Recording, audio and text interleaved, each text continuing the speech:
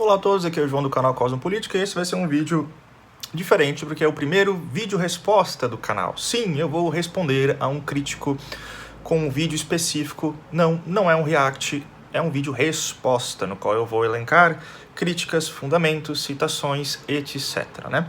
Como eu havia afirmado na aba da minha comunidade semana passada, eu acredito, a política de respostas desse canal se centra naquela crítica, na resposta que eu vou dar que avance a inteligência da ciência política brasileira, certo? Eu não me importo com pessoas me xingando, jogando ad hominem e tal, eu não respondo a reacts feitos com cortes e participações minhas em podcast, porque é uma conversa informal, né? Não tem todo aquele rigor, né, intelectual, não tem a possibilidade de jogar fontes, né, certeiras toda hora. Então, por ser algo de uma qualidade intelectual mais informal e naturalmente um pouco mais baixa, eu não perco meu tempo reagindo a quem me critica por meio de cortes de podcast, né? Eu só reajo, como eu falei, a quem pega o meu conteúdo, a quem pega os meus vídeos que foram feitos para isso. E é nesses vídeos que tem todo o rigor, né, do meu argumento, das minhas fontes, da minha interpretação, e é lá que realmente eu vou responder se alguém criticar, porque não é sobre mim, é sobre avançar o conhecimento de certos temas para a ciência política brasileira. E nesse espírito, um cara, né, que eu nunca havia falado dele até antes de mencionarem que ele havia feito, né, um vídeo sobre mim, é o tal do Homero, chamo ele de Homero, não sei o nome dele, é Homero, eu acho, do canal Homero Podcast. E, como eu falei, ele fez um vídeo reagindo a minha ideia Monark, que eu não vi, eu não me importo, né? Vídeo de react, eu não me importo. Mas ele fez um segundo vídeo, agora, dando a explicação dele sobre o que é o fascismo. E nesse vídeo, ele entremeou as críticas à minha interpretação e me chamou de guri e intelectualmente limitado. Eu tinha pensado assim, olha, eu podia...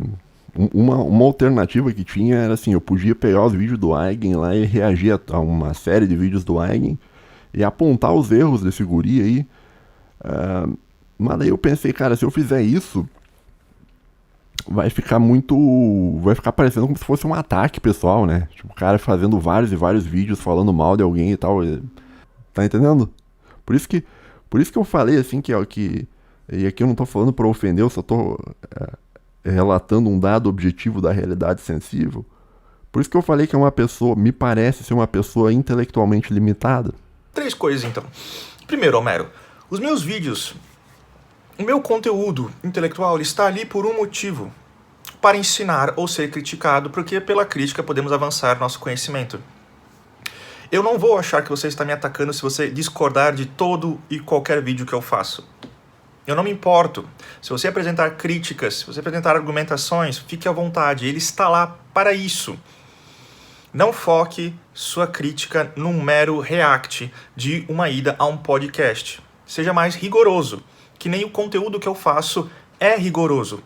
Aponte os erros da minha interpretação, das minhas fontes, do meu conteúdo específico que eu faço para isso, ok? Não se acanhe, não tenha medo. Segundo, ele me chamou de guri, o que eu fico lisonjeado, né? Eu tenho 30 anos e é bom se sentir jovem, né? Então, ele acha que eu sou jovem, que eu, né, pareço jovem, então eu agradeço, Homero, eu agradeço. E ele me chamou de, como vocês viram, chamou de limitado. E cara, o que eu vou dizer sobre isso? É verdade, tá, gente? Eu vou jogar aqui uma red pill pra vocês, mas eu sou limitado. Eu tenho limitações, acreditem se quiserem, tá? Eu não sou que nem o Homero e o Bradley Cooper que são ilimitados, né? Limitless. Não. Eu sou limitado, eu sou um ser humano com limitações, é por isso que eu estudo. Porque eu conheço minhas limitações, eu quero sempre diminuí-las, remediá-las por meio do estudo. E aí esse canal ajuda a fazer isso também, certo? E uma última coisa antes de começarmos. Não, por favor, pessoal, não vão lá no canal dele xingá-lo, meter ad hominem, certo? Vão lá criticá-lo, claro, se vocês quiserem, óbvio, né? Mas, por favor, façam isso dentro do decoro, né? Sem ad hominem, critiquem as ideias, não critiquem a pessoa, né? Não o chamem de guri, ou de calvo, careca, velho, sei lá o quê. Não xinguem a pessoa. Que nem ele fez comigo, que me chamou de limitado e guri, tá? Não precisa fazer isso. Só vão lá e mantenham um pouco a compostura, ok? Então, vamos começar. Como veremos agora, o Homero ele tem um grande problema com a minha definição porque ela é histórica demais, né? Ela se baseia em um fenômeno histórico específico que eu uso como singular para definir o fascismo, né? E eis como ele vem, como ele argumenta do porquê essa definição histórica é problemática para ele. E o problema que eu vejo da definição histórica com relação ao fascismo é que quando você pergunta o que é fascismo e a pessoa te responde lá, sindicalismo, nacionalismo, qual é outra coisa que a gente fala do idealismo filosófico e tal, isso aí é um exemplo, né? É tipo assim, é uma abstração que ela é feita a partir de um exemplo histórico, né?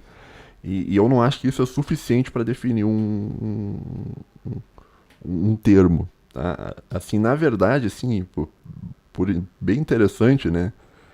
Que talvez o Eigen não perceba lá na definição dele, mas ele sem saber, talvez ele, porque nem eu disse, falta de conhecimento filosófico, né?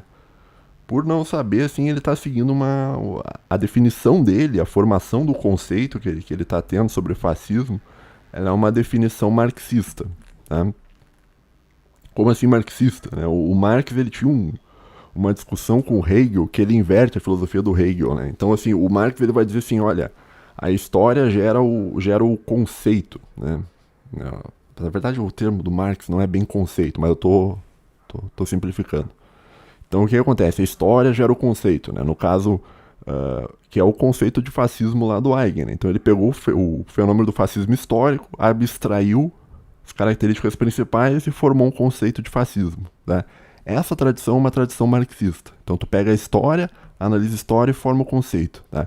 Isso é uma inversão completa da filosofia do Hegel, porque o Hegel dizia o contrário. O Hegel dizia que é o conceito que forma a história, né? Então o Hegel, ele vai dar na verdade, o Hegel usa o conceito de alma, tá? Lá do ser, do nada, do devir, lá da ciência da lógica.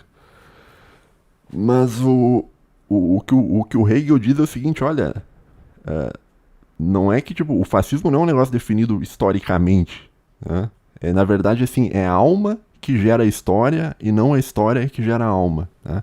O que eu tô querendo te dizer é o seguinte, cara, a definição histórica, você definir fascismo meramente histórica não faz sentido, tá? Não fala, tipo assim, não que, esse é um outro ponto que me fizeram uma crítica, não que eu não estou dizendo que o fascismo histórico não é fascismo, é sim fascismo, tá? Fascismo histórico é fascismo, né? Entretanto, o fascismo não é só o fascismo histórico, tá? O fascismo, ele vem antes mesmo dele receber o nome da palavra, né? Então, quando a gente pensa na Lua, né? A Lua existia antes de você ter um nome próprio para ela, né? Então, antes mesmo de existir a humanidade, a Lua já estava lá no céu, né? E a mesma coisa vale para o fascismo, tá? Antes mesmo do fascismo receber o nome de fascismo, que é o fascismo histórico, a ideia, a alma do conceito, né, que o Platão usava o termo forma, né, a forma do conceito já existia antes mesmo dela receber um nome. Percebam que ele está igualando o fascismo como um fenômeno natural, como a Lua. Sim, a Lua existiu antes de seres humanos. Sim, a Lua existia antes de nós desenvolvermos nossas capacidades racionais e criarmos o termo, a palavra Lua. Óbvio que sim. Mas o fascismo, ele não é isso. O fascismo, ele não é algo perene que nem a Lua, um fenômeno natural. Não, ele é um fenômeno histórico e ele é algo articulado, um fenômeno político articulado através de ideias e contextos históricos que existiram em um dado específico momento para funções específicas por meio de atividade de indivíduos específicos.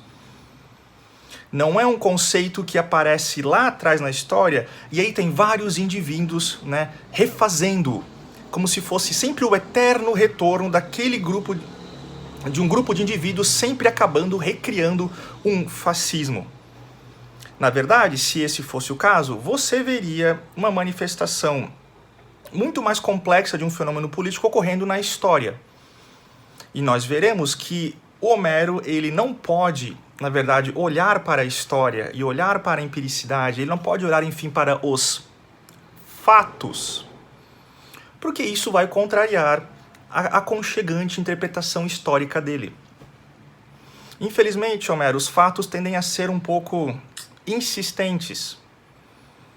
E nós veremos que, como ele não gosta de olhar para os fenômenos históricos e estudá-los, né, na sua concretude, ele tem que fazer uma assimilação a um fenômeno natural que é recriado de maneira automática, né, de alguma maneira, por vários grupos de indivíduos na história, né, como se fosse uma grande teoria da conspiração neurótica de que o fascismo, ele é sempre algo que retorna, ele é o novo Humberto Eco 2.0 aqui, né? Vamos ver.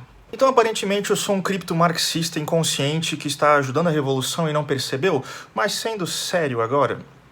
Bem, meu caro Homero, na verdade, eu não sou marxista. Eu analiso a história, que é onde os acontecimentos acontecem. O fascismo se manifesta como um fenômeno histórico. Você precisa olhar para a historicidade, a empiricidade, não de uma maneira marxista dos métodos, a materialidade. Não, você olha os indivíduos, você olha as ideias, você olha a relação das ideias, o histórico da ideia sendo desenvolvida na história, para aí você abstrair certos recognitors, né, que são elementos que vão reconhecer e formular o que é pertinente àquele conceito ou não. Na verdade, é isso que eu faço e, como veremos, é o que ele também faz. Na verdade, ele também tem que pegar na história os exemplos que ele vai dar, porque ele não busca nenhum tipo de alma metafísica platonista, né? Claro que não, ele vai fazer que nem eu, pegar vários exemplos históricos, só que numa gama muito mais ampliada para justificar o conceito dele. Ele faz a mesma coisa que eu, só que eu sou um criptomarxista e ele não. Ele é o cara que viu a alma do negócio. Como que ele viu a alma do fascismo? Na história. Então parece que não é uma questão de eu não saber filosofia. É uma questão de eu sou honesto e que eu procuro as evidências e procuro corroborar minhas argumentações com evidências históricas, que é o que dá ensejo para criarmos conceitos e justificá-los, porque eles são relacionados historicamente, eles apenas se manifestam na história. Não existe alma de um conceito nenhum. O que existe, na verdade, são características que são colocadas naquele conceito para justificá-lo perante outros conceitos, para aí, né, ajudar a nos localizar na realidade, para sabermos que X é X, Y é Y e tal. Então existe toda uma metodologia de confecção, né, de conceitos na ciência política que não tem nada a ver com buscar uma alma, uma metafísica, uma coisa assim. Não, Homero. Não, você também, como veremos, procura na história os exemplos que você vai dar para corroborar o seu conceito, né? Vamos ver, ele continua falando aqui. Por isso que eu tô querendo te dizer o seguinte, olha, o fascismo histórico, ele é fascismo, né? Mas existem mais coisas que são fascistas antes do fascismo histórico, tá? Então, a parte do fascismo histórico foi só um nome que eles deram para um fenômeno que já vinha existindo há muito tempo, né? Então, quando eu falo que a alma que gera história, a gente pega e analisa o fenômeno fascismo, ele não surgiu do nada, tá? Não surgiu do nada, tá? Nenhum fenômeno político ele surge do nada, tá? Ele surge, geralmente os fenômenos políticos eles estão associados a uma literatura, por assim dizer, a uma intelectualidade, tá? Então, antes de surgir o fascismo histórico, existe toda uma tradição que a gente vai ver aqui no vídeo de hoje, existe toda uma tradição que antecede o fascismo histórico, tá? Mas que possui, que é também uma tradição fascista, tá? Só que tinha outro nome porque o nome fascismo não existia na época. Vejam que interessante, eu nunca afirmei que o fascismo ele é um fenômeno, né, digamos assim, isolado na história, que ele se materializa magicamente e que não houve nenhuma conexão antes e depois do que aconteceu. É claro que não, Homero. É óbvio que o fascismo tem raízes intelectuais em outras tradições, em outras ideias, Homero. É óbvio que isso é verdade. O problema é que você não compreende o rigor semântico e conceitual da historicidade da ciência política. Nós criamos conceitos em história, em ciência política, para evitar confusão, para organizar nosso conhecimento histórico e diferenciar aquilo que é majoritariamente diferente do outro.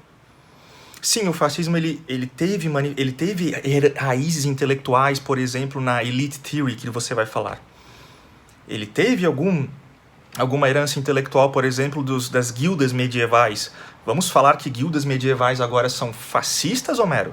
Vamos pegar um elemento ou dois que influíram no fascismo e agora fazer essa grande interpretação, essa relação causal aí histórica logo fascista? Não, isso não é ser rigoroso o suficiente com o termo. Você está criando confusão semântica desnecessária.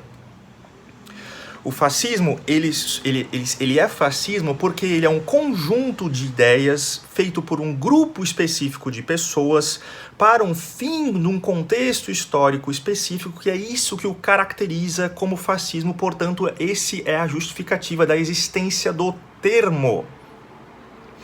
Você não pode pegar uma característica como, ele era autoritário. Logo você vai olhar todo o fenômeno autoritário e falar que, olha, existiu fenômenos autoritários desde a história, desde o começo da história, da record history, né? Logo nós temos um fascismo perennialista, nós temos um fascismo... Sabe o que acontece quando você faz isso? Você está colocando agora o regime de Mussolini, todas as suas especificidades históricas, todas as suas características, contextos, indivíduos e ideias, você está, por meio de um uso de um termo inadequado, igualando a um fenômeno histórico diferente que pode ter, sim, características similares ou não, mas que, na sua completude, não há características suficientes para igualá-los, portanto, não deveríamos usar o mesmo termo para identificá-los. Senão você está causando confusão semântica. Muito da confusão que existe aí no mundo sobre o termo fascismo é devido a gente como você, a Márcia Tiburi e o Ian Neves. Vocês estão todos juntos aí. Todos vocês acham que o fascismo é a manifestação de algumas poucas características que espocam por aí na história para justificar uma interpretação aconchegante de mundo que vocês se acostumaram. Vocês só não querem, na verdade, ser rigorosos semanticamente e historicamente com os fenômenos que vocês estudam. Sim, o fascismo foi autoritário, sim, o fascismo foi, em alguma medida, hierárquico. Isso significa que toda hierarquia autoritária é fascista?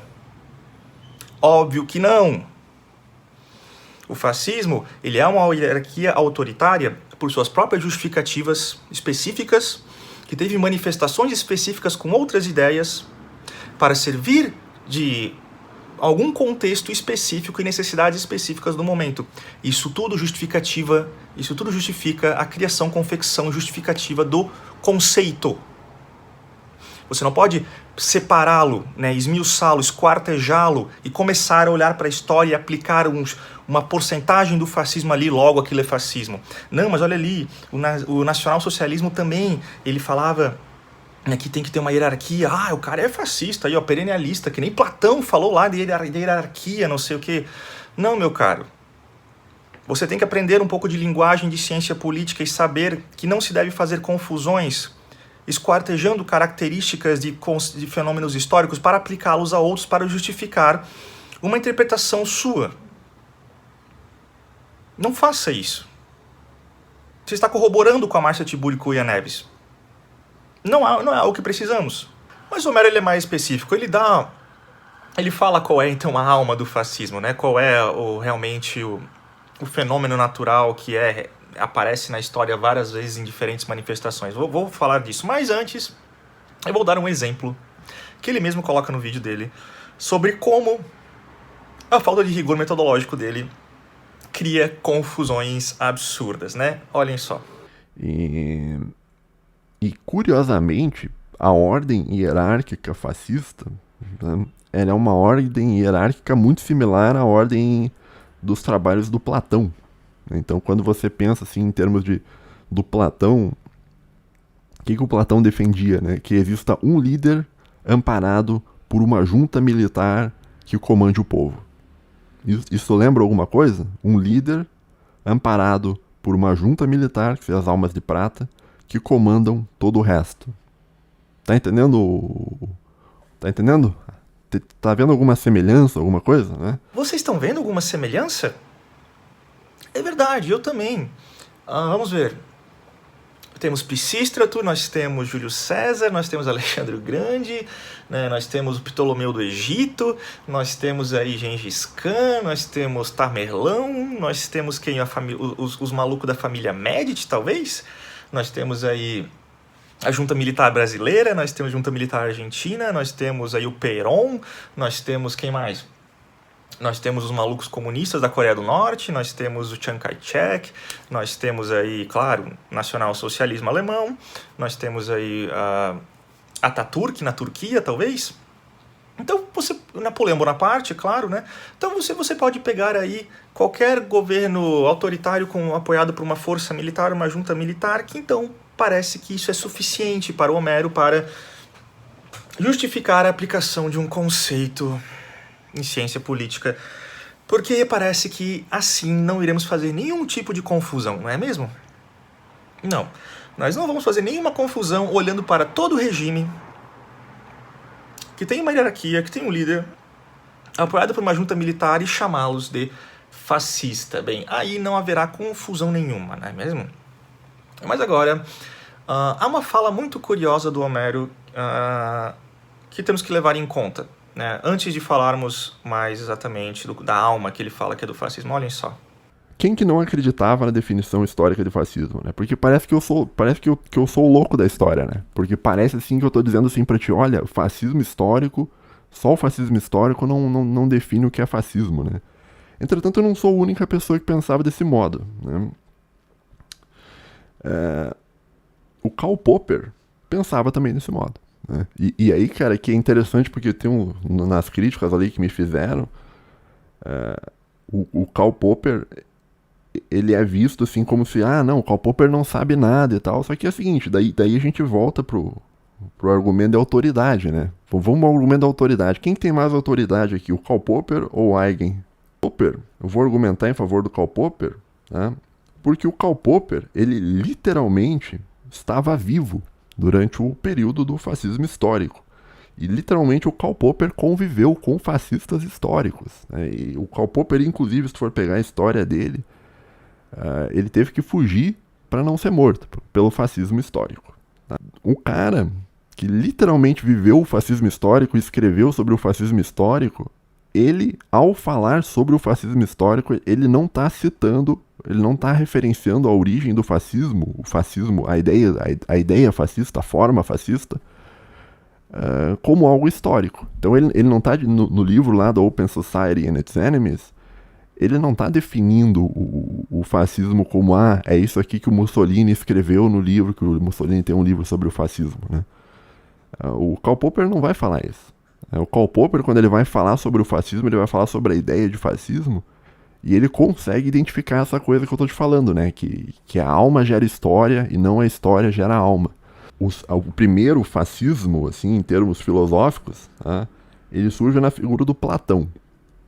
Então, quer dizer, o fascismo estudado por alguém que literalmente viveu o fascismo, que é o Karl Popper, né? Um grande pensador da ideologia de primeira posição. Esse cara, ele mesmo diz que o fascismo é anterior a isso, né? Que a origem do fascismo é um negócio platônico, tá? Vem lá do Platão. E, diga-se de passagem, os fascistas não concordavam muito com isso, mas a gente já vai ver. Os fascistas diziam que é um negócio mais anterior ainda, tá? Então é anterior ao Platão o conceito do fascismo, segundo os fascistas históricos, né? E quando o Popper define o que é fascismo e tal, ele não tá pensando assim que nem o Huygens tá dizendo, não, sindicato,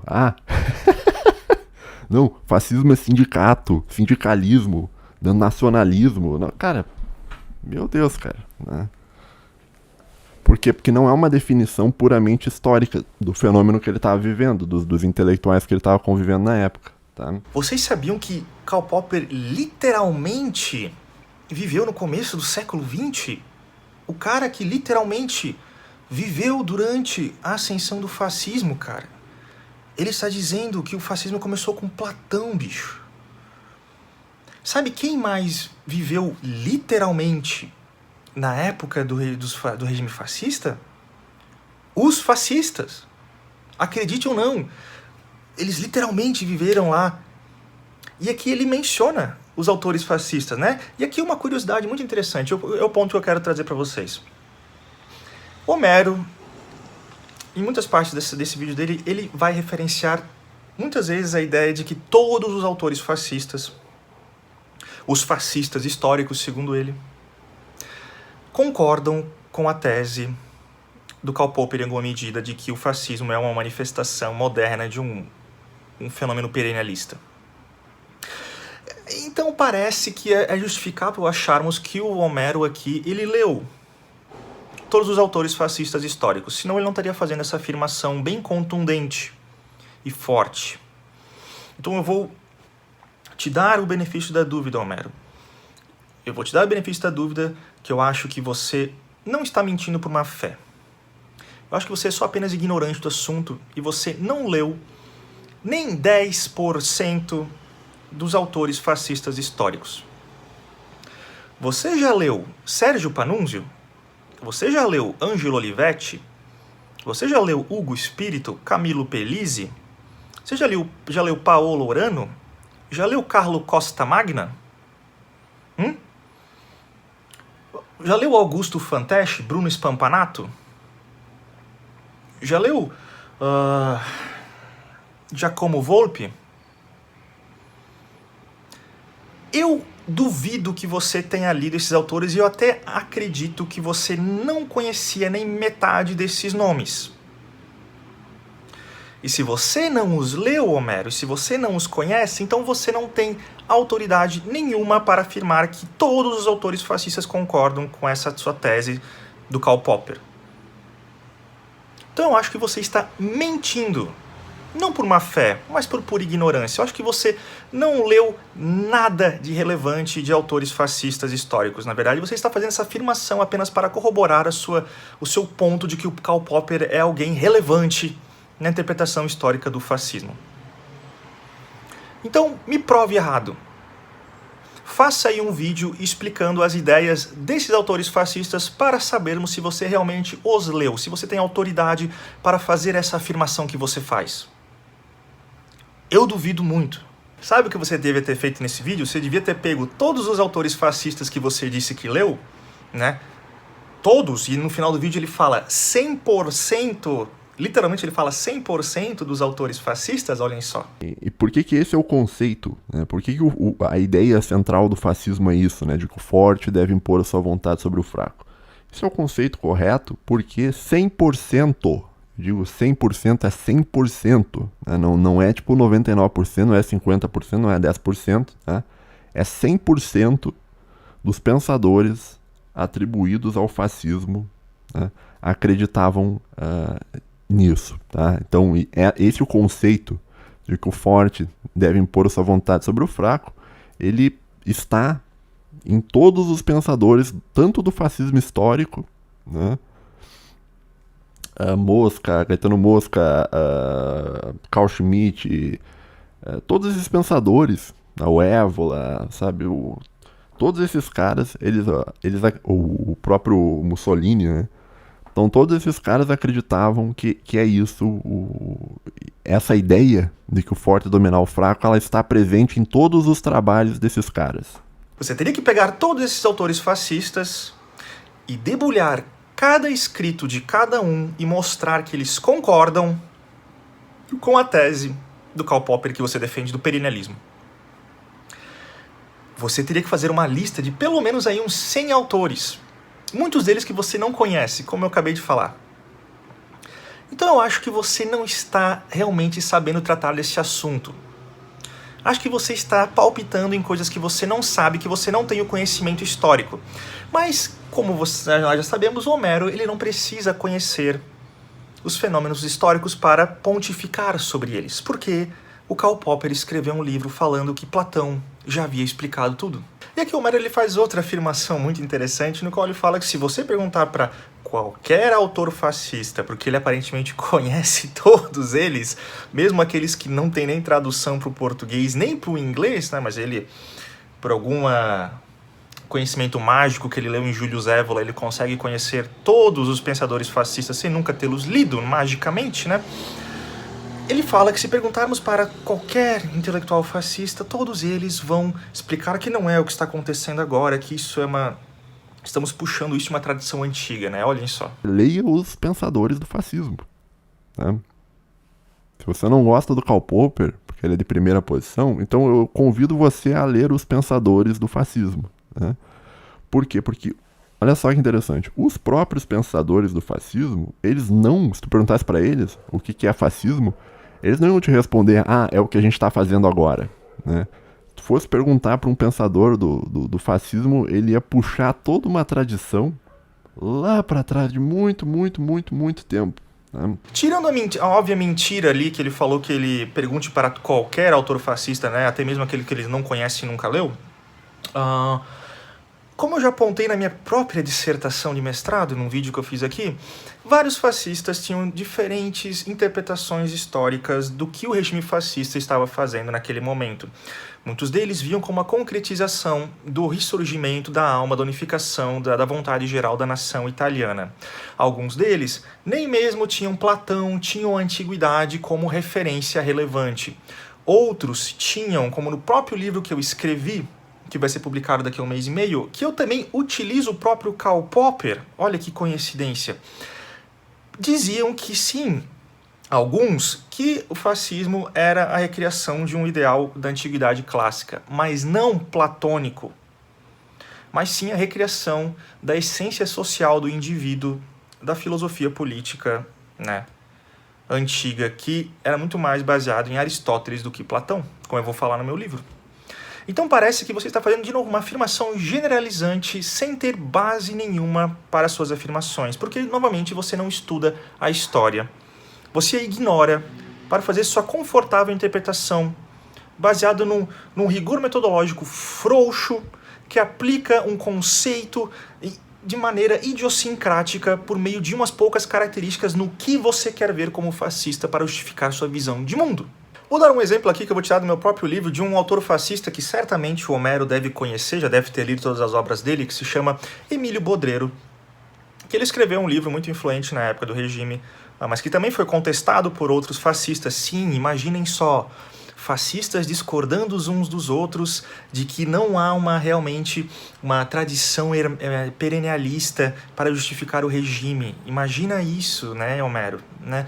Mas vamos ver o que o Emílio Bodrero ele falava sobre a herança da antiguidade clássica que supostamente justificava o regime fascista. O fascismo parece levar os italianos um a um para moldá-los em todos os sentidos de acordo com o imperativo nacional.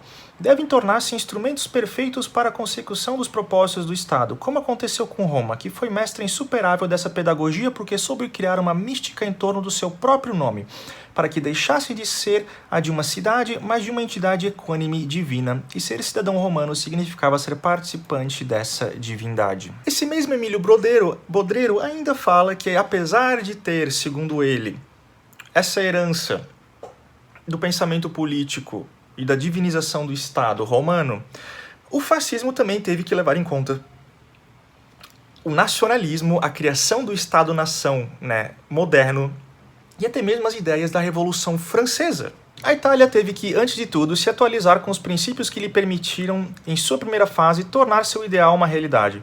As ideias nacionais que constituíram um dos objetivos da Revolução Francesa tiveram que ser agitadas, ainda que temporária e provisoriamente, sendo, portanto, necessário atualizar a ideia de nação com base no novo conceito político que saudou o amanhecer do século XIX. Não se poderia voltar a subir de repente tão alto a ponto de retomar plenamente e desta vez de forma prática e eficiente a ideia romana, mas era melhor ir passo a passo. O primeiro problema, portanto, foi o da unidade nacional implementada na forma política. Mas haviam outros fascistas que discordavam de Bodrero e, na verdade, que o regime fascista, ele, na verdade, era a consecução de um nexo histórico mais humilde em termos temporais, que era a unificação espiritual da própria nação italiana como uma herdeira do movimento do ressurgimento no meio do século XIX, né? Olhem só. A contribuição decisiva para a teologia política do fascismo foi a de Giovanni Gentili e muitos dos seus seguidores. Vendo o fascismo como um renascimento da evolução moral com que Mazzini havia sonhado, eles deram aos sentimentos religiosos primitivos do início do fascismo uma base cultural muito mais forte. A tarefa de resolver a questão religiosa que atormentava as grandes figuras do Ressurgimento, Gentili atribuiu ao fascismo e seu líder. Era trabalho deles completar aquela revolução incompleta, criando um Estado novo no qual, de forma totalitária, as massas seriam integradas à nação. Veja que interessante, parece que dentro do próprio regime fascista, e eu acho que o Homero deve saber disso, já que ele deve ter lido todos esses autores, eles meio que se digladiavam e brigavam entre si para fazer qual seria a justificativa histórica mais condizente. Alguns iam para a Antiguidade Clássica, principalmente no legado político de Roma, outros iam para as guildas medievais para justificar o corporativismo que era baseado no sindicalismo, mas isso é irrelevante para o Homero, pelo jeito, né? E outros viam, na verdade, como uma completude da alma nacional que foi começada pelo ressurgimento incompleto que, entanto, iria completá-lo para, enfim, criar uma verdadeira vontade geral da nação fascista, como eu falei na minha tese de dissertação, minha dissertação de mestrado.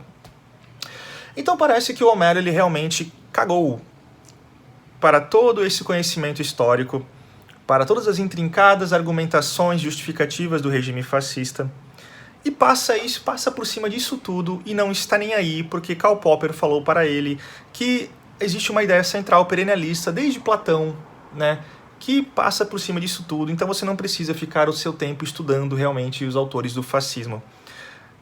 Mas ele perdeu tempo estudando os autores do fascismo, ele só ignora pelo jeito, ele só não quer falar sobre isso. Mas tem um autor muito específico que ele se utiliza nessa apresentação dele. E esse autor foi o Barão Mágico Julius Evola. Um exemplo que a gente pode dar, né, sobre o que é isso é o Julius Evola, né, que é o que está na tela aí, um livro dele aí na tela.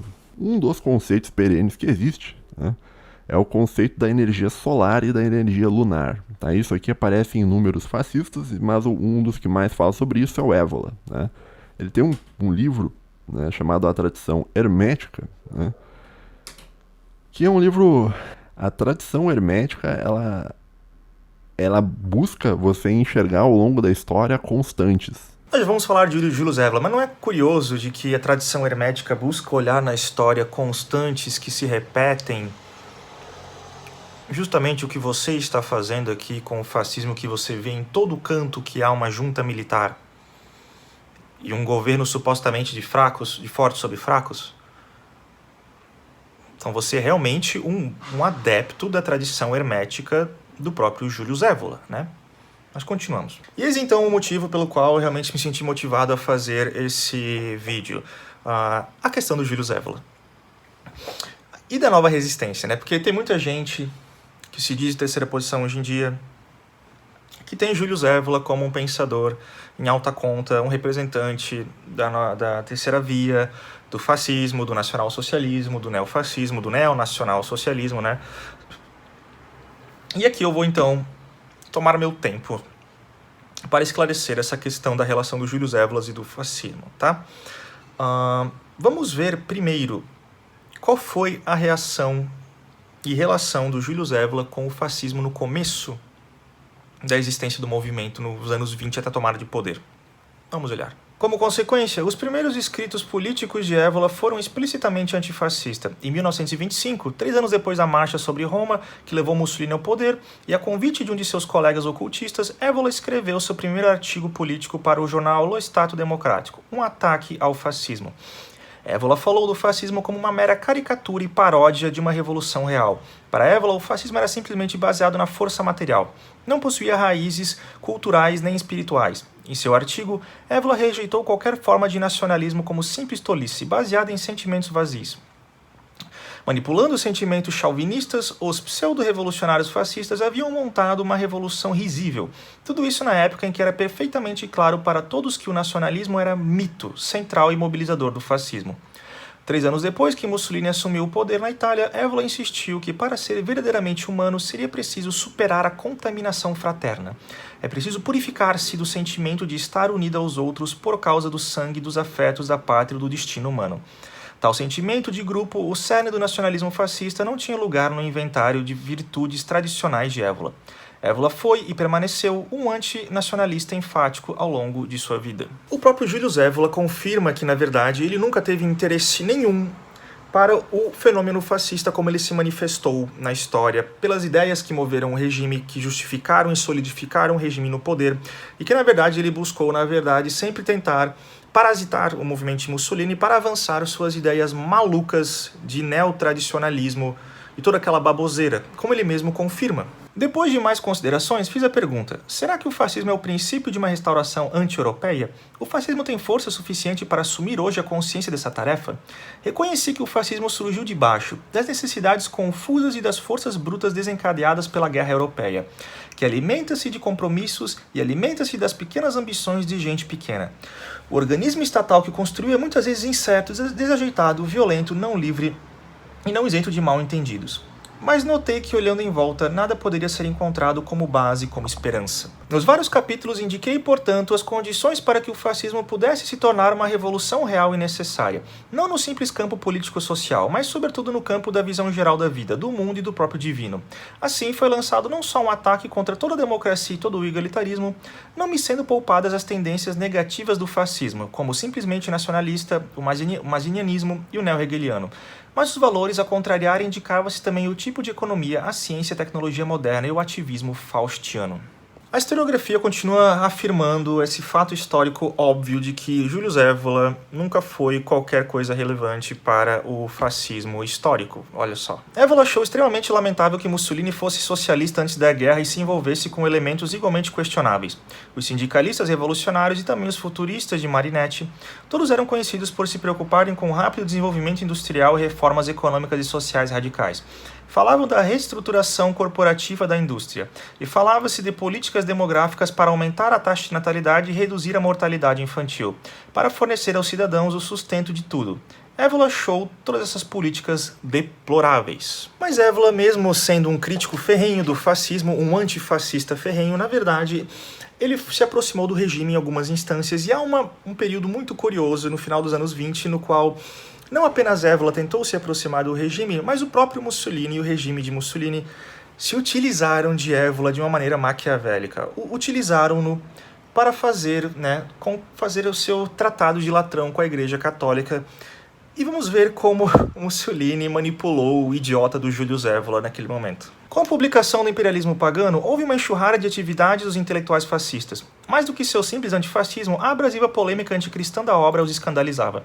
O Imperialismo Pagano surgiu precisamente durante o período em que Mussolini esteve envolvido nas negociações calculadas para produzir uma solução política para a longa disputa entre a Igreja Católica Romana e o Estado italiano pós-ressurgimento. O volume de Evola era uma longa diatribe, supostamente em nome do fascismo, contra a Igreja Católica Romana. A realidade é que Mussolini deu boas-vindas à intervenção de Evola. Ele queria as fulminações do que identificou como um histérico anticlerical para atrair os representantes do Vaticano. Mussolini imaginou que os delegados papais seriam mais administráveis se vissem ameaçados pela possibilidade de um implacável fascismo anticlerical tomar o lugar do chefe do governo moderado no curso de suas deliberações. O estratagema de Mussolini funcionou muito bem. O resultado foi um acordo que permitiu a Mussolini insistir que havia obtido essencialmente o que queria dos acordos de Latrão. Ele pressionou Evola para um serviço temporário para manipular os representantes da igreja. Ele tinha sido bem sucedido. Evola havia servido a seus propósitos. Depois disso, Evola foi deixado de lado e ignorado. Os principais periódicos fascistas falavam de seu trabalho como sem forma e sem sofisticação. Trabalhos em que em cada linha escondia um erro grosseiro.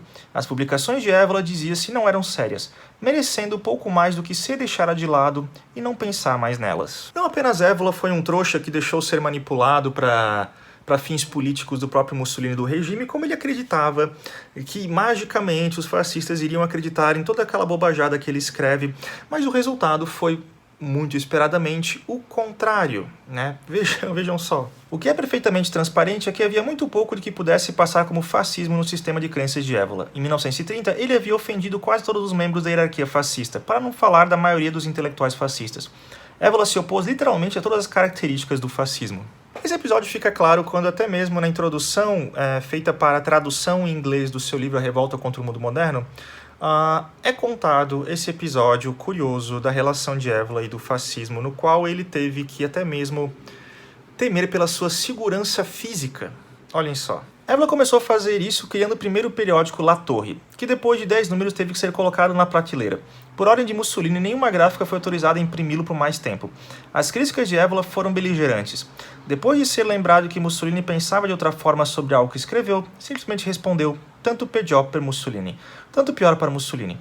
Neste momento, portanto, apesar de suas estranhas simpatias pelo fascismo, Évola foi obrigado a circular por Roma com um guarda-costas. A historiografia novamente confirma esse episódio relatando da seguinte maneira, né? Vejam só. Quando os primeiros números de La Torre apareceram, os fascistas em geral estavam completamente alienados. Suas objeções a Évola e suas ideias vieram na forma da crítica sistemática. Bottai, que havia fornecido uma plataforma para Évola alguns anos antes, caracterizou seu trabalho como um acoplamento arbitrário de uma massa de noções mal digeridas. Junto com as críticas intelectuais vieram ameaças de violência física, e por um tanto tempo Évola andou por Roma com guarda-costas. Mais prejudicial foi a pressão das autoridades. Tornou-se cada vez mais difícil para Évola publicar seu diário. Com o surgimento do 10º número, em 15 de junho de 1930, La Torre cessou sua publicação. E aí no começo dos anos 30, então, que Évola, depois de ser escorraçado e rejeitado, ignorado e manipulado por os fascistas, ele viu ao norte dos Alpes que um sujeito chamado, Adolf Hitler havia chegado ao poder e ele tentou melhor sorte, então, com o segundo fascismo, a outra terceira via alemã ali. Vamos ver como o grande intelectual fascista que Homero utiliza, se relacionou com os verdadeiros nacionais socialistas. Deixamos de mencionar que Évola nunca foi membro do Partido Nacional Fascista, mas justamente por não ver as suas ideias concretizadas no fascismo, voltou-se para o nacional-socialismo, que a seu ver parecia muito mais importante, pois continuava a falar, pelo menos retoricamente, das suas próprias raízes espirituais, das runas sagradas e etc. Mas também aqui Évola não conseguiu encontrar o que procurava, pois eram precisamente as massas que se colocavam como ponto de referência no centro do nacionalsocialismo e não o Estado ou o Império transcendente. O problema é que Évola ele cometeu o mesmo erro do que ele cometeu com o fascismo. Bem, ele simplesmente ignorou as características do nacionalsocialismo e decidiu só jogar as suas ideias malucas de um racismo espiritual contra o mundo moderno. E vamos ver o que ele realmente falou do nacionalsocialismo e das ideias raciais de Hitler. Olhem só. Pode haver pouca dúvida de que, entre 33 e 34, Évola escreveu Revolta contra o Mundo Moderno com o público alemão em mente.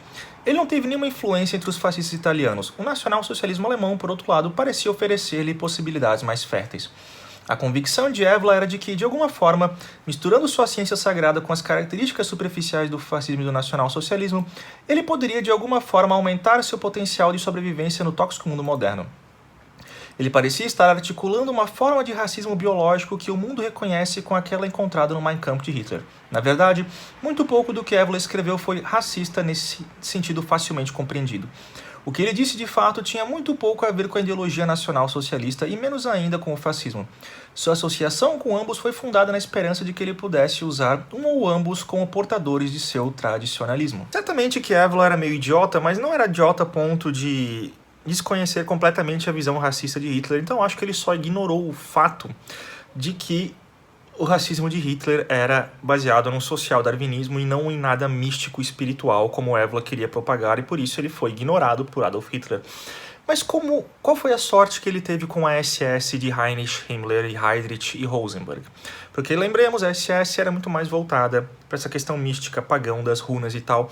E há uma passagem muito intrigante, novamente, que é exposta na introdução da tradução em inglês do seu livro Revolta contra o Mundo Moderno, que diz como a SS tratou e como ela via o Julius Évola. E é uma passagem muito interessante. É um pouco longa, mas vale a pena sabermos o que a SS pensava do Évola. Olhem só. Na época, Évola estava repetidamente em turnês e palestras na Alemanha e foi observado pela SS, que mantinha um dossiê sobre ele no departamento de administração correspondente da equipe pessoal de Himmler.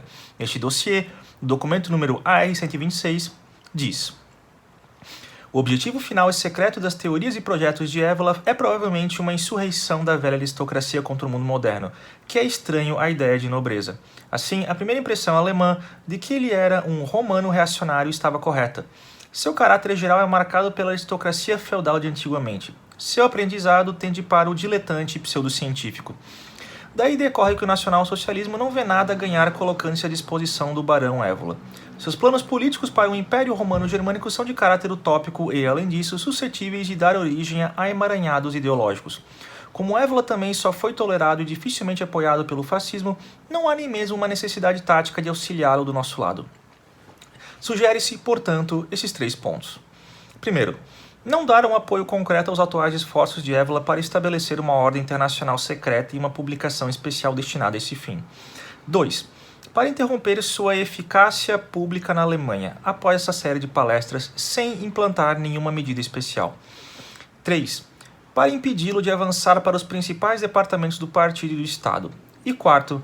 Ter sua atividade de propagandista em países vizinhos cuidadosamente observada. Himmler estava ciente dessa opinião que a SS mandou para ele sobre Évola e Himmler respondeu dizendo o seguinte, de forma bem sucinta e direta, o que o próprio Heinrich Himmler pensava de Julius Évola. Olhem só. Em resposta a esse relatório, uma breve carta de 11 de agosto de 1938, carta número AR-83, coloca-o laconicamente.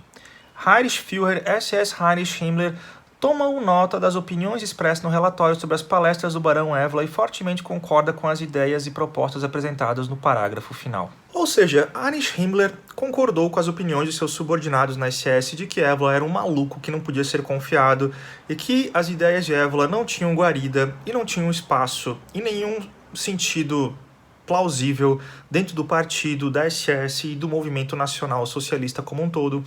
E ele acabou sendo escorraçado e rechaçado e ignorado, né, pelos nacionais socialistas e pelos fascistas. Então, curioso, não é? Esse que é o sujeito, o intelectual que é tido como o grande pensador da terceira via, foi ignorado e rechaçado pelos maiores representantes históricos da terceira via, que foi o fascismo e o nacional-socialismo. E não é mais intrigante ainda que Homero baseia a maior parte da sua apresentação baseando-se num autor que não era fascista, como ele mesmo dizia, foi rechaçado e ignorado pelos fascistas, não era adepto do nacionalsocialismo e foi escorraçado e ignorado pelo nacionalsocialismo, ele utiliza esse autor como o seu representante para te explicar o que foi o fascismo e o que foi a terceira via.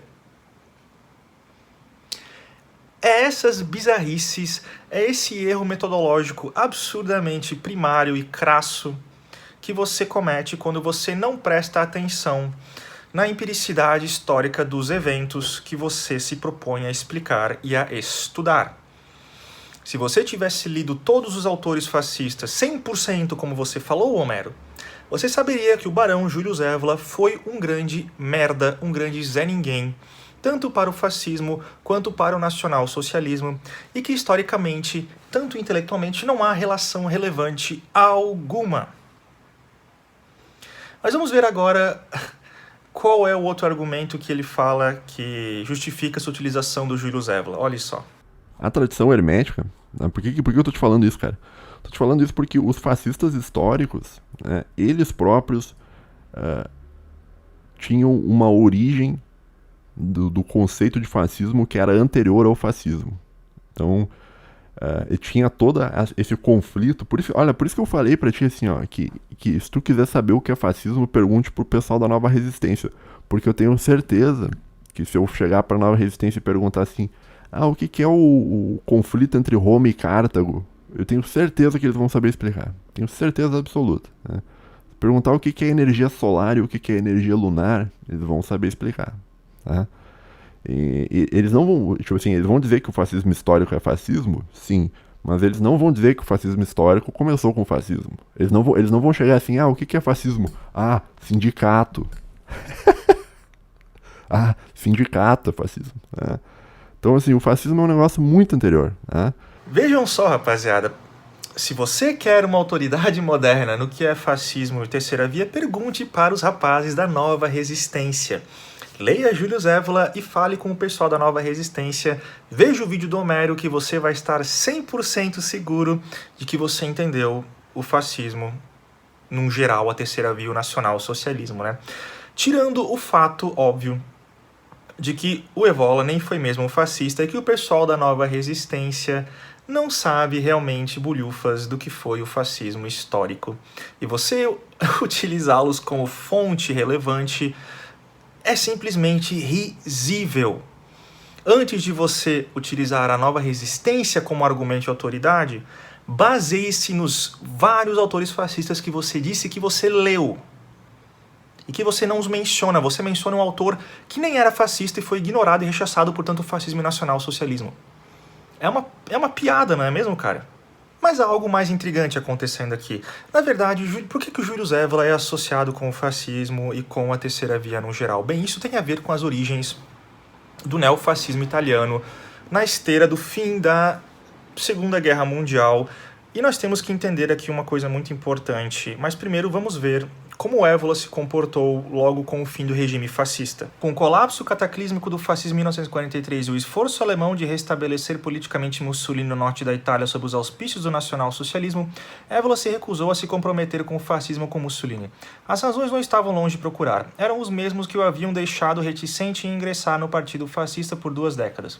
Em vez disso, ele permaneceu em Roma, como contou mais tarde, para preparar as bases para um movimento futuro que representaria a direita autêntica como ele o concebia. Não apenas Evola não foi um fascista, mas se ele fosse realmente um fascista, ele foi um grande covarde que nem mesmo se aliou a Mussolini no norte da Itália quando ele precisava para manter-se no poder lá na República de Salò. Como verdadeiros fascistas históricos que você não menciona e que você disse que você leu, como Giovanni Gentili, Sérgio Panunzio e até mesmo um dos fundadores do Partido Comunista Italiano, Nicola Bombatti, se aliaram a Mussolini, foram ao norte da Itália e morreram por causa disso. E o cara que você cita como autoridade do que é fascismo no seu vídeo se acovardou, nem mesmo foi lá ajudar Mussolini, porque ele não era fascista, ele nunca foi. E não é uma fonte minimamente fidedigna do pensamento fascista. Mas continuamos. Falei ali, a citação falou que ele foi preparar o movimento da direita autêntica. Bem, e o que Evola fez para então promover essa direita logo no fim da guerra? Vejamos. Nos anos que se seguiram, Evola repetiu as mesmas ideias que havia reunido em sua juventude. Influenciou quem quer que fosse com doutrinas que só poderiam ser caracterizadas como tradicionais, certamente não fascistas. Falar das ideias de Evola como a mistura fascista quintessencial de racionalidade e mito é cometer uma série de erros. Evola não era um pensador fascista, então seria difícil imaginar que suas ideias pudessem ser quintessencialmente fascistas.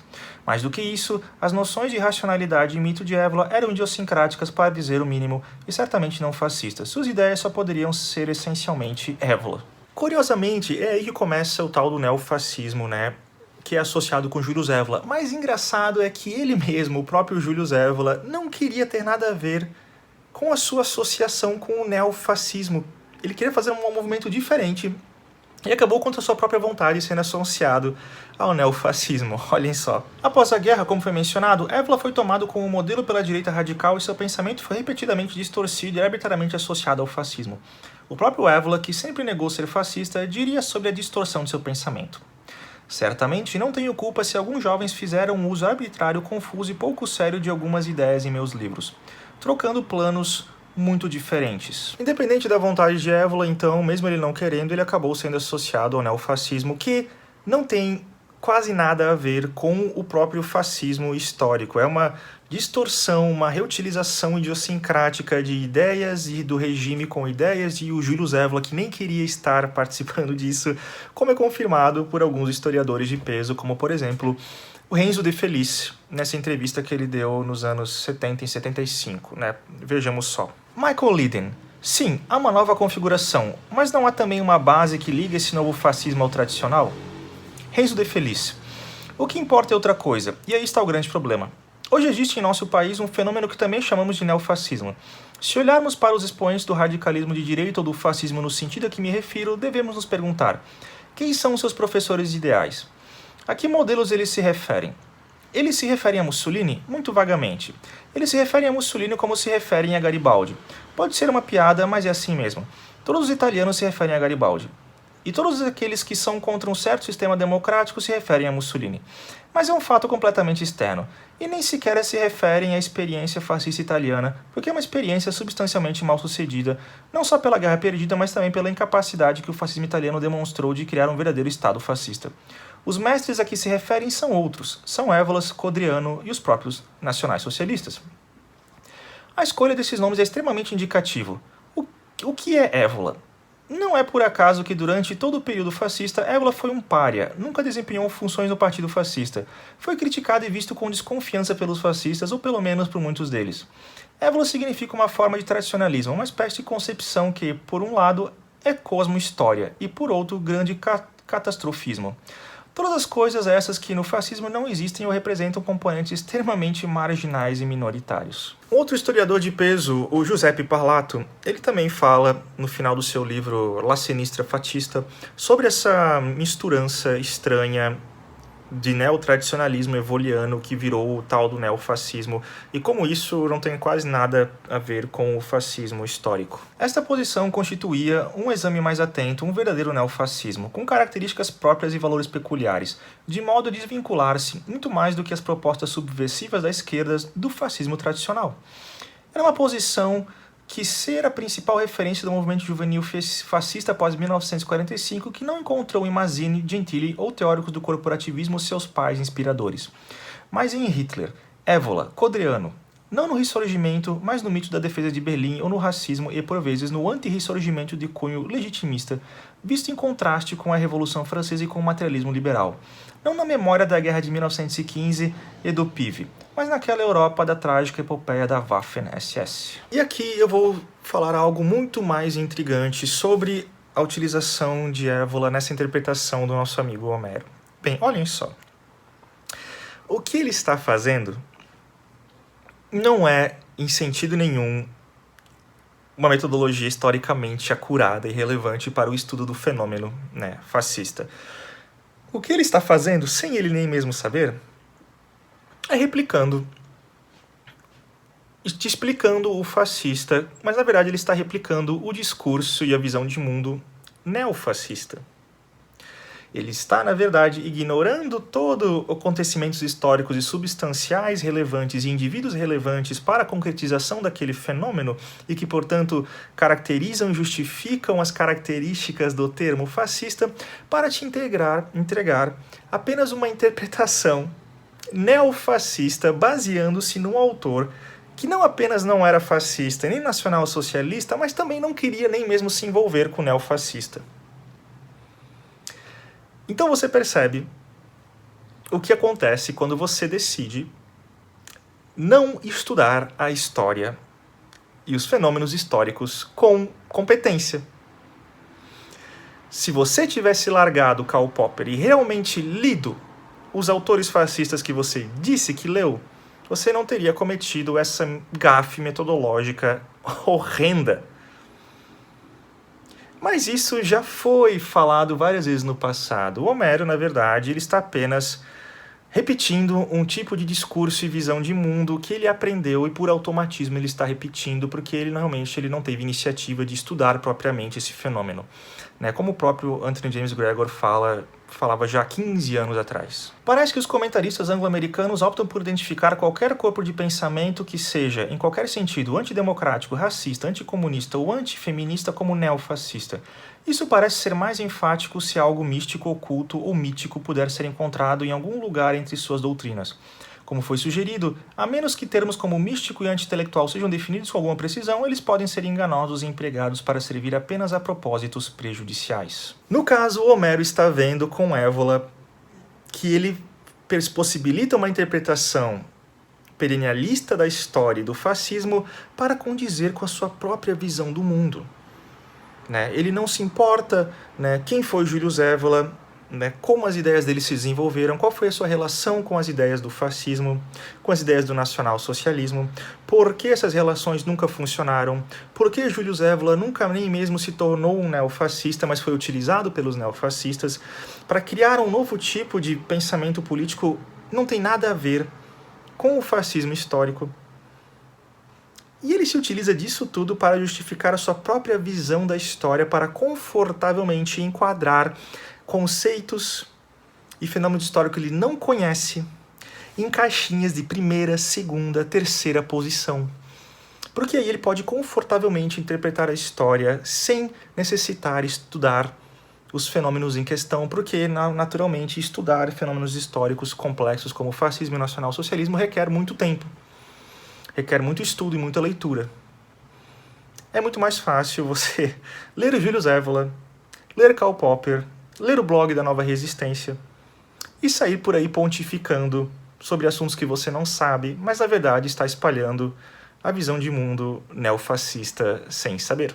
Toda essa volta que eu tô fazendo é para te mostrar o seguinte, olha, os pensadores da época, ao conceituar o fascismo, eles não diziam que o fascismo era um negócio puramente histórico, da época deles. Eles tinham o conceito de fascismo, que é dito pelos fascistas, e não só pelos fascistas, o Karl Popper também, que não era um fascista. O Karl Popper identifica que o fascismo é anterior ao fascismo, né? Antes de ter o nome fascismo, já existiu o fascismo, né? Os pensadores da época também, do fascismo histórico, também identificavam o fascismo como algo anterior ao fascismo, né? Então por isso que eu acho que a definição do cara tá errada. Quer dizer, quando o cara pega e vai definir o que é fascismo, o cara puxa, sindicalismo, idealismo filosófico, nacionalismo, cara... Isso aí é verdadeiro de um ponto de vista do fascismo histórico, né? Mas o fascismo histórico não é... O fascismo como um todo, ele é mais amplo, tá? E vocês viram por esse trecho de que como você concilia então, Homero, características de um fascismo histórico que você fala que são verdadeiras, como o sindicalismo, o idealismo filosófico e o nacionalismo, com outras manifestações fascistas na história? Como você concilia essas características que eu falei com, por exemplo, né, a Esparta antiga, o governo de Napoleão Bonaparte, o nacionalsocialismo de Adolf Hitler? Como você concilia todas essas características intricadas, complexas, entre todos esses fenômenos que você fala que são manifestações fascistas, sem um conhecimento histórico aprofundado de cada um delas? É simples. Você apenas não as estuda, você as ignora, elenca certas características que você vê desde o começo de Platão, porque Karl Popper disse que era assim, e você passa a pontificar que tudo que você vê que tem essas características, pronto, agora é o fascismo. E você acoberta tudo a complexidade histórica porque você não conhece, você não quer estudá-las.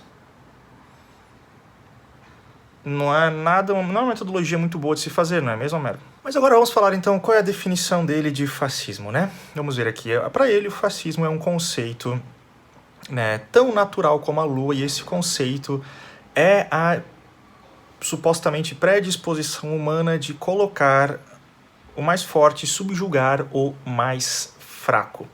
E para isso, para o Homero, isso seria então a característica perennialista que justifica chamar tudo que for autoritário, militaresco, centralizado, estatólatra, como fascista, né? Vamos ver como ele coloca. De uma maneira bastante geral, tá? O fascismo ele é uma ideia, tá? Ele é uma forma universal, permanente lá, platônica, tá? Ou esquece Platão, deixa o Platão pra lá, tá? É um conceito, tá? Vamos pegar o termo moderno, é um conceito, né? E o que é esse conceito, né? O fascismo, ele é a ideia, e esse é o conceito que eu vou te dar. O fascismo é a ideia de que o forte deve impor a sua vontade sobre o fraco. Só isso. Simples assim. Em termos gerais, é isso, tá? Então, se você acredita que o forte deve impor a sua vontade sobre o fraco, isso aí você tem um viés mais fascista do negócio. É bem simples. Perceba que, olha só, eu não tô te falando... Eu não tô te falando em sindicalismo, não. Tá? Não tô te falando em nacionalismo. Tá? Não tô te falando do idealismo filosófico. Tá? O que eu tô te falando é o seguinte, olha... Na obra dos fascistas históricos, tá? O fascismo é anterior ao fascismo e tal... Para os pensadores do fascismo histórico, né? E na obra de todos eles aparece esse conceito do forte dominando o fraco. Em alguma maneira ou outra isso aparece. Na obra de todos os autores fascistas que você não citou, e até mesmo na obra, imagino, do autor que não era fascista e que você se embasa, estão esses elementos, então, né? Você leu todos os autores fascistas, como Sérgio Panunzio e Angelo Olivetti, e esses aí também colocavam que o mais forte tem que subjugar o mais fraco, né? Você tem certeza disso, Homero? Mas aqui vamos só mostrar a próxima fala dele antes de criticarmos essa visão dele. Novamente, o que uma visão errada da história, o que a ignorância histórica faz com o sujeito, né? Depois que ele estabelece que o fascismo é essencialmente, né, o mais forte subjugando o mais fraco, ele fala o seguinte sobre a origem do fascismo. E o fascismo, ele propõe o contrário. O fascismo, ele propõe o seguinte, olha, tudo que existe é um regime de oligarquia. Não existe nada que não seja uma oligarquia, né? E a gente vai colocar aqui no poder a nossa oligarquia, né? E a oligarquia dos fortes, né? Por isso que até a simbologia do fascismo, né? Que é o facho, né? Tem os grãos lá, acho que é de bétula, não grãos, umas tiras de bétulas com um cinto em volta, né? A simbologia é isso, né? Seria a força e tal, o regime da força, né? O regime da força. Como eu já fiz um vídeo aqui que ele não viu, né? Porque senão ele não teria cometido essa gafe, que se chama A Origem do Fascismo. A simbologia do fascismo, o fati, né? Os faties, eles justificavam a ideia da supremacia da jurisdição do magistrado romano, não da oligarquia romana, mas da justiça, da força do Estado romano em implementar a justiça, certo? E essa simbologia, ela reaparece primeiramente nos movimentos revolucionários de cunho liberal, no final do século XVIII, como a Revolução Americana e a Revolução Francesa, que se utilizam da simbologia do fátio para simbolizar justamente a fortaleza, né, a força do regime republicano, a força do regime republicano em trazer a justiça, a força da jurisdição do magistrado republicano. Isso você vê na Revolução Francesa, você vê na Revolução Americana, e isso você vê essa simbologia nas ideologias da primeira posição, Homero. E isso surge na Itália, no fascismo, não como uma simbologia do mais forte sobre o mais fraco, mas numa simbologia naquilo que você ignora e que você não fala, que se chama sindicalismo. Como eu também escrevi num artigo no meu Medium. O fátio foi utilizado porque simbolizava a força da coletividade dos sindicatos. Um fátio era simbolicamente usado para significar um sindicato. Um grupo de sindicatos, os fati, eram vários sindicatos coligados para fazer valer a força, sim, mas força de quem? Do mais forte sobre o mais fraco? Não, Homero. Da classe trabalhadora. Dos mais fracos da classe trabalhadora se unificando em força para derrubar os mais fortes da elite burguesa capitalista.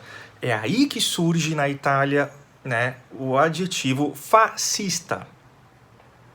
Surge antes do substantivo fascismo. E o fascismo, como conhecemos, surge com Benito Mussolini na esteira da Primeira Guerra Mundial, criando seu movimento justamente nessa ideia sindicalista. Se você quer aprender sobre isso, se você quer aprender sobre história realmente, veja o meu vídeo, leia meu artigo. A própria origem do termo fascismo moderno surge contra essa sua interpretação. De novo, é o que dá quando você não estuda a história e sai pontificando sobre coisas que você não sabe. E você vê então que Homero ele começa a justificar a existência desse sentimento perennialista, esse conceito perennialista da subjugação do mais fraco pelo mais forte por meio da teoria elitista que ele indica como Gaetano Mosca e Vilfredo Pareto, né?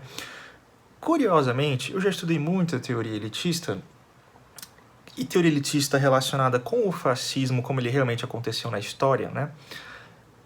E eu tenho que te dizer, Homero, você está errado. A teoria elitista não foi usada como uma justificativa de opressão do mais forte sobre o mais fraco, não é mesmo? E para você entender isso, nós temos que ter uma contextualização um pouco mais relevante no sentido de que os movimentos revolucionários que fizeram a esteira e levaram ao fascismo, eles tiveram que se deparar com a realidade de que a classe proletária não estava se tornando revolucionária como Karl Marx havia previsto, que conforme o sistema capitalista ia evoluindo, as suas contradições iam acelerando e ele ia cair, porque a classe proletária ia desenvolver a consciência de classe, né? Mas isso não estava acontecendo em nenhum lugar, né? Então os revolucionários tiveram que aprender a liderar e criar a consciência de classe na massa proletária, ou na massa que deveria se tornar a classe revolucionária, né, designada. Então, esses revolucionários começaram a estudar e aprender a teoria das elites, não para se tornarem uma elite que vai subjugar a massa dos mais fracos, Homero. Não.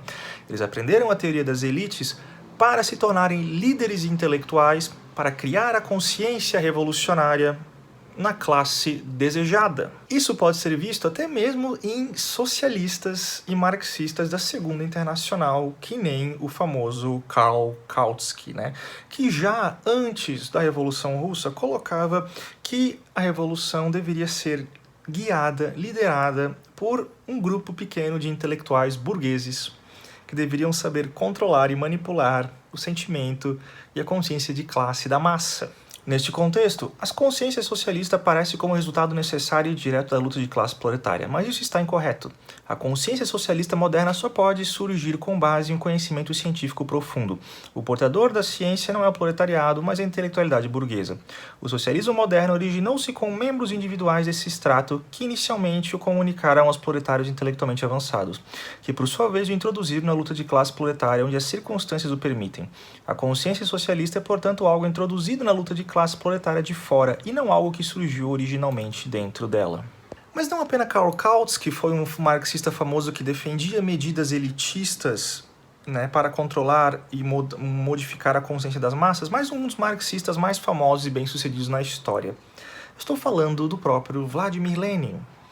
Ele que também aplicou conhecidas técnicas da teoria elitista para criar o seu partido de vanguarda da pequena elite comunista, queria criar a consciência de classe e levar... Vladimir Lenin publicou o seu O que Deve Ser Feito, panfleto dedicado a esclarecer e dirigir a estratégia revolucionária. Lenin, assim como Kautsky, reconhece que é insensato falar de um surgimento espontâneo da consciência de classe no proletariado, mas que a teoria do socialismo surgiu das teorias filosóficas, históricas e econômicas elaboradas por educados representantes das classes proprietárias, por intelectuais.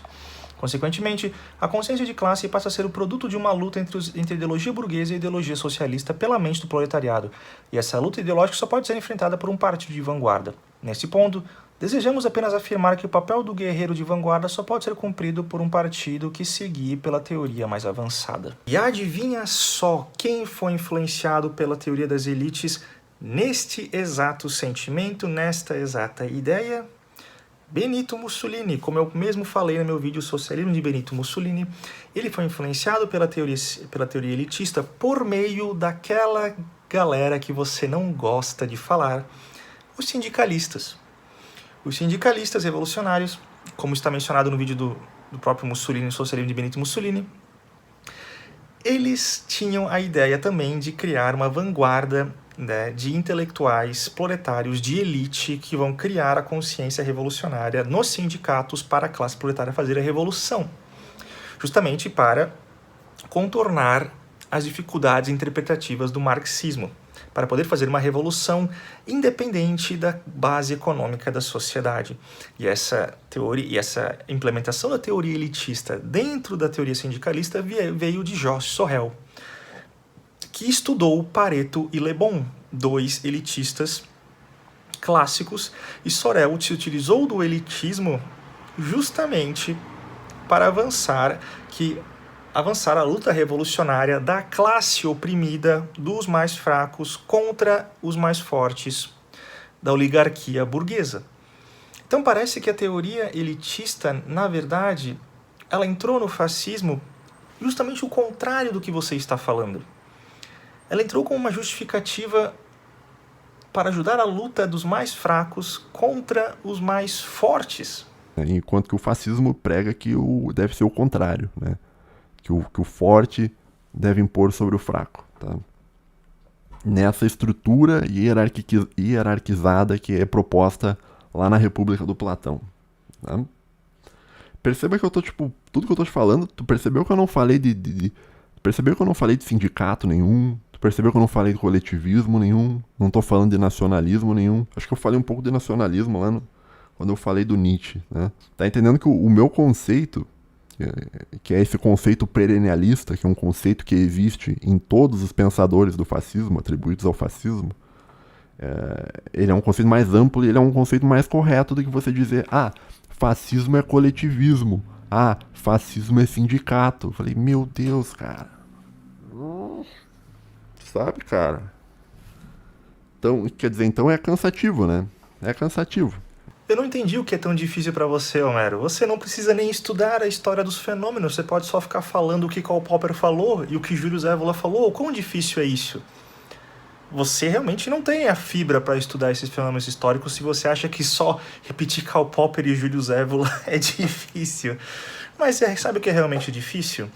É ficar tendo que responder ponto por ponto, um sujeito que tem um doutorado já, fatos históricos óbvios, e falar a obviedade que você não deve ignorar os fatos históricos para concluir e concretizar as características de um termo político.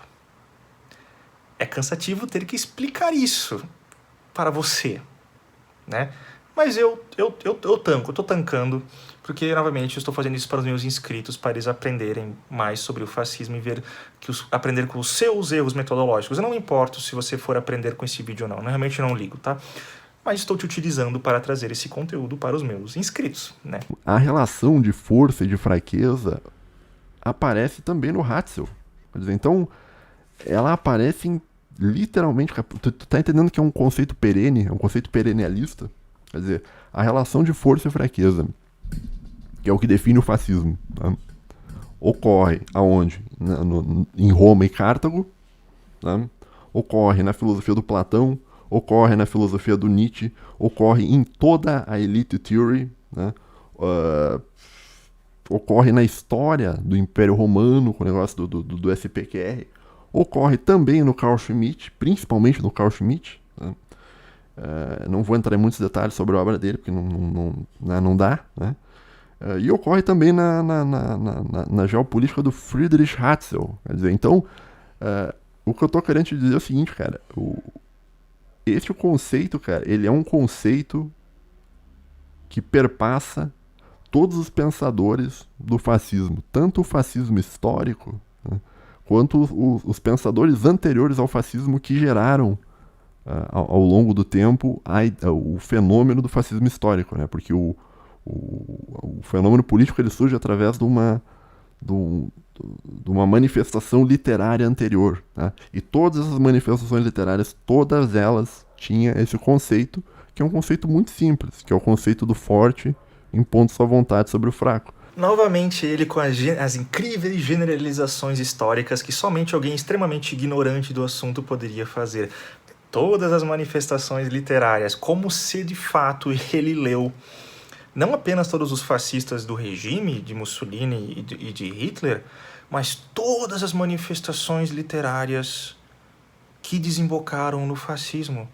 Sendo que se ele tivesse lido, ele não teria cometido a gafe de falar que o elitismo sociológico entrou no fascismo por meio de uma jogo de fraqueza e poder entre os mais fortes dominando os mais fracos. Que isso já está provado errado, na verdade, né? Que o elitismo sociológico ele entrou através do sindicalismo, através de George Sorel e entrou no Benito Mussolini como uma tentativa de criar a consciência revolucionária nas massas por meio de uma elite, na verdade. Mas aqui eu quero fazer um ponto final sobre essa questão do mais forte e do mais fraco. Sim, os fascistas eram elitistas, mas, como eu falei, eles se desenvolveram de uma ideia sindicalista de criar uma consciência revolucionária.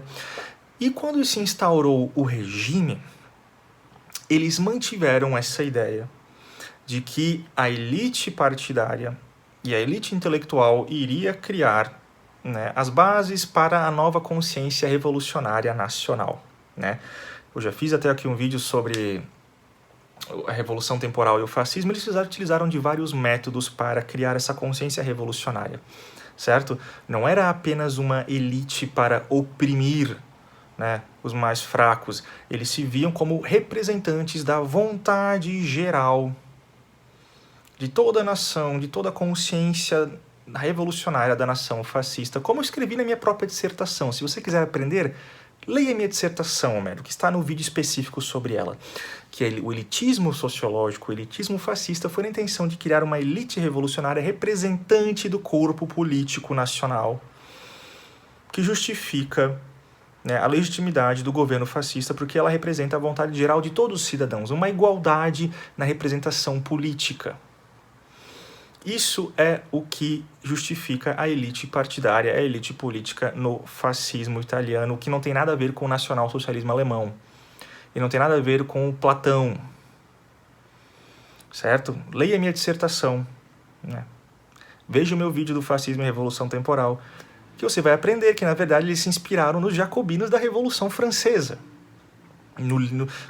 Muitos pensadores ali que você diz que são liberais da primeira posição, que eles queriam fazer aquela consciência nacional do novo Estado, né, revolucionário, e que a elite representa, né, a vontade geral dessa nação, que justifica, então, um tipo que eles chamavam de uma democracia fascista, em que todos os membros da nação fascista, independente se elite ou não, estão representados na vontade geral do Estado. Tem nada a ver com o mais forte subjugando o mais fraco. Ok?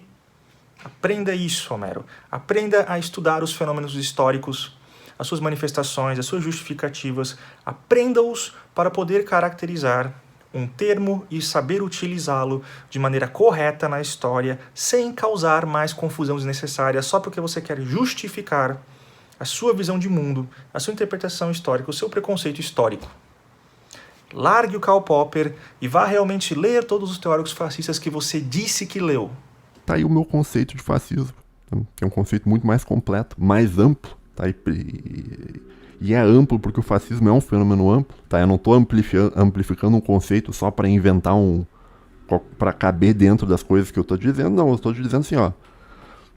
Pensadores da época do fascismo não delimitavam o fascismo como algo meramente histórico da época deles, tá? Existia toda uma tradição anterior, e o conceito perene da tradição anterior é o conceito do forte impondo sua vontade sobre o fraco. A essência, a alma do fascismo, né, juntamente com a ordem natural das coisas e tal, é essa. Tá? Então perceba que eu não estou te falando, olha, sindicato, olha, idealismo filosófico, olha, nacionalismo e tal. Isso aí é coisa de quem estuda o fenômeno fascista de uma perspectiva meramente histórica, e por ser meramente histórica é uma perspectiva limitada. Você acabou de fazer durante todo o seu vídeo aquilo que no final você falou que você não fez, e eu acabei de mostrar que você fez. Você amplificou um termo, descaracterizando-o dramaticamente para incluir numa interpretação sua um preconceito histórico para justificar ver fascismo aonde você quer, ignorando todas as evidências históricas que apontam para o contrário. Você fez tudo aquilo que você no final disse que você não fez. Isso é o que acontece quando você, ao invés de estudar um fenômeno histórico na sua empiricidade, nas suas manifestações, tanto intelectuais quanto materiais, você estudar os autores, você estudar as dinâmicas do regime, para aí você achar as características que justificam a criação e implementação e transposição de um termo. Ao invés de você fazer isso, você acaba fazendo essas gafes metodológicas horríveis, como usar Julius Evola para fazer um vídeo de 2 horas, para no final você cair numa contradição e fazer aquilo que você disse que você não fez. Então, pessoal, espero que tenham gostado do vídeo, tá? Novamente, não vão xingá-lo, tá? Por favor, não xinguem ele, né? Se forem criticá-lo, façam apenas na medida, do decoro, por favor, tá? Mas espero que tenham aprendido alguma coisa e, por favor, não se deixem levar por essas interpretações históricas simples, que vem fascismo ali, que vem fascismo tanto no Platão quanto no Mussolini, né, e quanto no Alexandre de Moraes. Porque você está diluindo um termo desnecessariamente, causando confusão conceitual, que é tudo aquilo que a ciência política e a ciência histórica não querem que aconteça. Criar confusão com fenômenos históricos e intelectuais. Por favor, evitemos isso ao máximo. Não sigamos o exemplo de Márcia Tiburi, de Ian Neves e de Homero do Homero Podcast, né? Vamos estudar os fenômenos de maneira correta. Vamos pegar os autores, estudá-los, entender os contextos históricos pelos quais eles avançaram, as justificativas, o que aconteceu, e aí tirarmos nossas conclusões e cunharmos, né, novos termos políticos para realidades diferentes, ou julgar com mais precisão como poderemos fazer a transposição de um termo político para outro fenômeno histórico com mais acuidade, com mais justeza, sem cair em confusão absurdamente desnecessária. Ok? Então é isso, espero que tenham gostado do vídeo, pessoal. Todos os links aí que vocês precisam estão aqui na descrição, tá bom? E nos vemos na próxima aí. Valeu!